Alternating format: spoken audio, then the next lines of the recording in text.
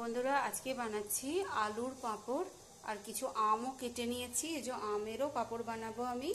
তো জলটা ফুটতে শুরু করে দিয়েছে। এর মধ্যে আমি কিছুই দেব না, শুধুমাত্র এই যে ভালো করে কেটে ধুয়ে রাখা এই আলুগুলো আমি এর মধ্যে দিয়ে দিচ্ছি।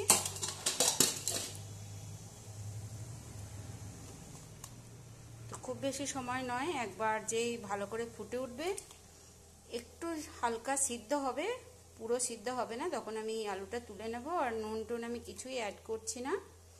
এগুলো আমি আলুর পাঁপড়গুলো যখন ভাজবো তখন গরম অবস্থায় বিট নুন চাট মশলা ছড়িয়ে আমি এটা পরিবেশন করব। তাই প্রথমে ফুটন্ত জলেই আমি দিয়ে নিচ্ছি।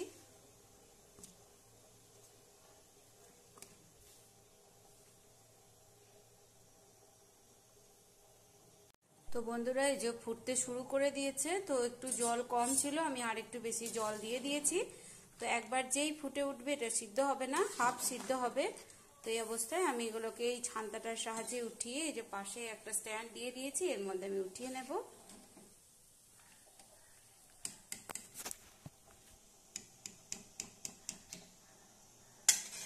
একই পদ্ধতিতে আমি আমের পাঁপড়গুলোও বানিয়ে নিই। বন্ধুরা এই যে আমি সমস্ত আলুর পাঁপড় এখানে উঠিয়ে নিয়েছি। আর তলায় যেহেতু ছিদ্রযুক্ত একটা রেকাবির মতো দেওয়া আছে, তলায় জল জমে যাবে। এগুলো একটা একটা করে আমি এবার ছাদের মধ্যে মিলে দিয়ে আসবো রোদ্দুরে। আর এদিকে বাকি যে রইলো আমের পাঁপড়, তো আমের পাঁপড়টা আমি বানিয়ে নিচ্ছি ওই একই জলে। আমি কোনো নুন টুন কিছুই ইউজ করিনি। তো আমেতেও আমি কিছু দেব না, শুধুমাত্র একবার ফুটিয়ে এটা নামিয়ে নেব।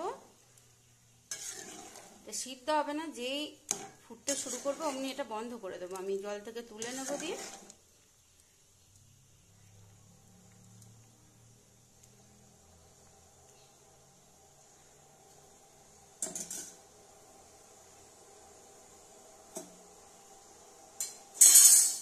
তো বন্ধুরা এই যে আমটা হয়ে গেছে, একদম খুব কম সিদ্ধ করতে হবে, কারণ আম এমনিতেই খুব নরম হয়। এগুলো এখনো শক্ত হয়নি, মাঝখানটা এখনো কুশি আছে। তো এটা একটা ছিদ্র বাটি, মানে ফুটো বাটি, এটা ফুটো আছে নিচে। তো এইভাবে করে রাখলে, একটা সসপ্যানের উপর বসিয়ে দিয়েছি, জলটা সব আস্তে আস্তে ঝরেই যাবে।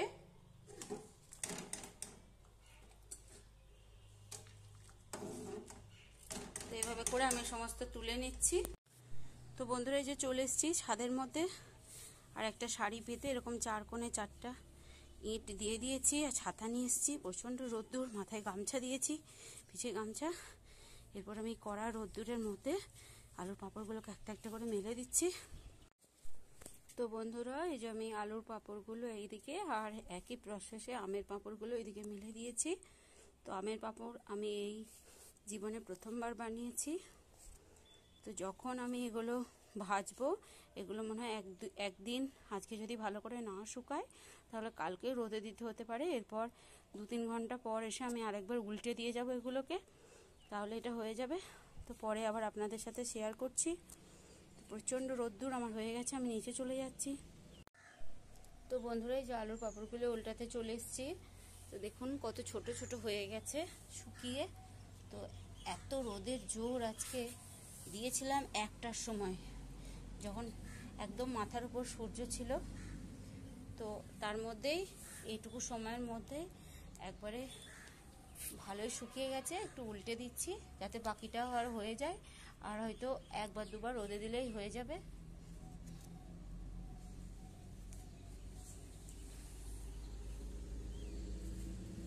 গাছে কি সুন্দর আম ধরেছে দেখুন।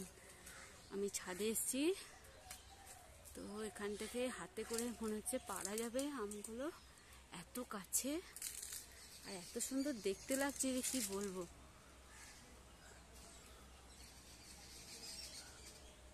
এই যে আলুর পাঁপড় এতগুলো হয়েছে, আর এই যে এগুলো হচ্ছে আমের পাঁপড়, আর এগুলো বাঁধাকপির বড়ি। তো আমি এগুলো সব আজকে রোদ্দুরে দিয়েছিলাম, তো শুকিয়ে গেছে সম্পূর্ণ। বন্ধুরা যে আলুর পাঁপড় আমি বানিয়েছিলাম, এই যে আমি সন্ধ্যাবেলায় আমাদের বাড়িতে অতিথি এসেছে, তো আমি চায়ের সাথে চা সার্ভ করার জন্য এই যে বানিয়ে নিচ্ছি। এগুলো আমি উঠিয়ে নিচ্ছি, এবার এখানে উঠিয়ে নিচ্ছি।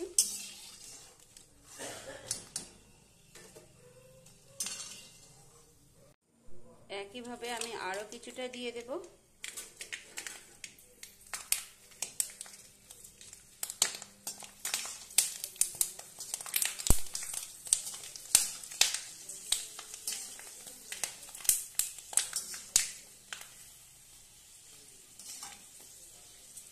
বাজার থেকে না কিনে খেয়ে একটু একটু কষ্ট হয় ঠিকই, ঝামেলা লাগে। তো যদি খুব ভালো করে রোদে শুকিয়ে এগুলো রেখে দেওয়া হয়, আর মাঝে মাঝে যদি মাসে একবার করে কি 2 মাস অন্তরে একবারও রোদে দেওয়া হয়, সারা বছরই এটা সংরক্ষণ করা যেতে পারে।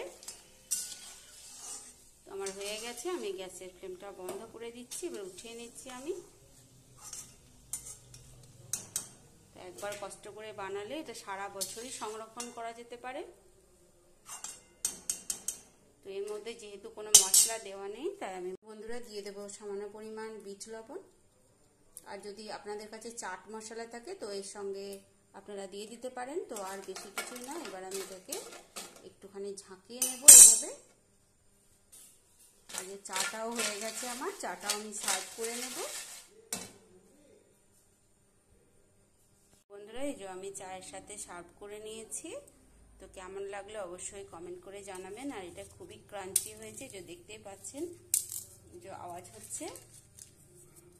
তো মাঝে মাঝে রোদে দিয়ে রাখলে সারা বছরই এটা যখন খুশি বের করে নিয়ে খাওয়া যেতে পারে। তবে কেমন লাগলো এই ভিডিও অবশ্যই কমেন্ট করে জানাবেন। পাশে থাকবেন, লাইক করবেন, কমেন্ট করবেন। নতুন বন্ধুরা সাবস্ক্রাইব করে মনের অনুপ্রেরণা যোগাবেন। তবে আজ এই পর্যন্ত, আবার দেখা হচ্ছে পরের ভিডিওতে। সবাই খুব ভালো থাকবেন, সুস্থ থাকবেন, ধন্যবাদ।